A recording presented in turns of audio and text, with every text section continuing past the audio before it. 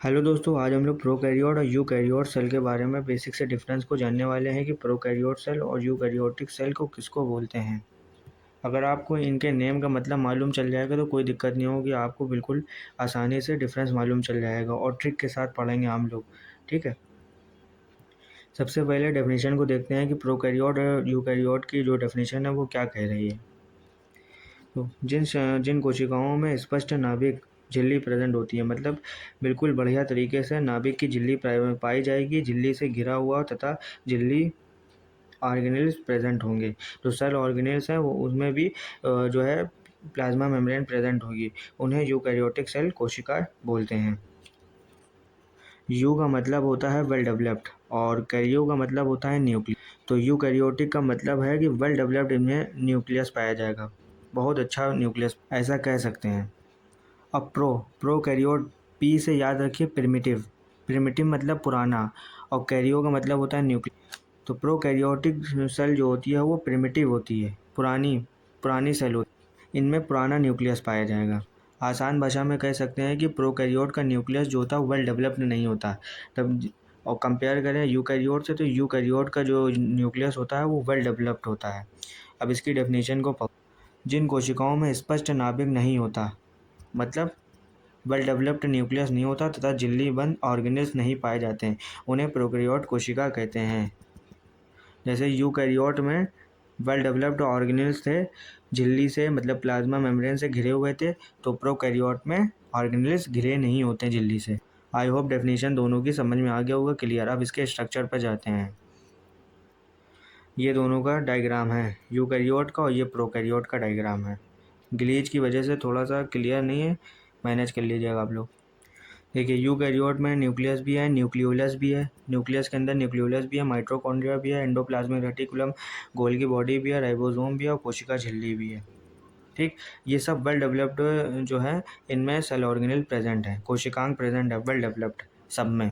जबकि इधर ये आउटर जो कोशिका होती है, इसको कैप्सूल बोला जाता है, कोशिका भित्ति है, कोशिका झिल्ली है, उसके बाद न्यूक्लियाइड है, इसमें राइबोसोम प्रेजेंट होता है, प्लाज्मिड है और फ्लोएम है।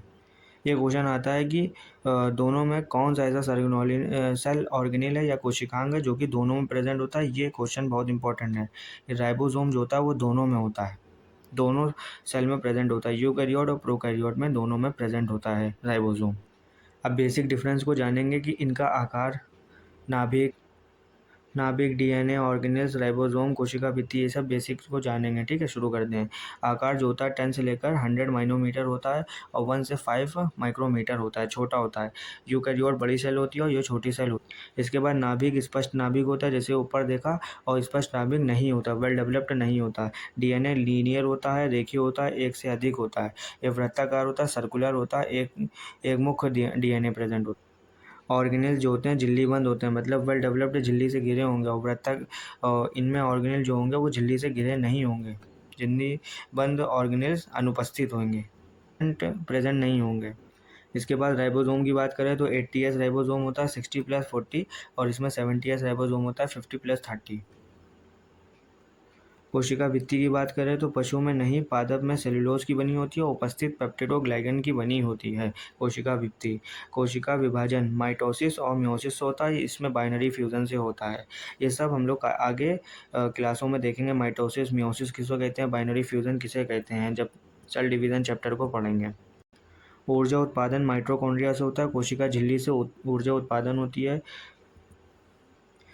इसमें फ्लैजेला हो तो इसमें 9+2 की संरचना होती है और इसमें सरल संरचना होती है प्रोकैरियोटिक सेल में।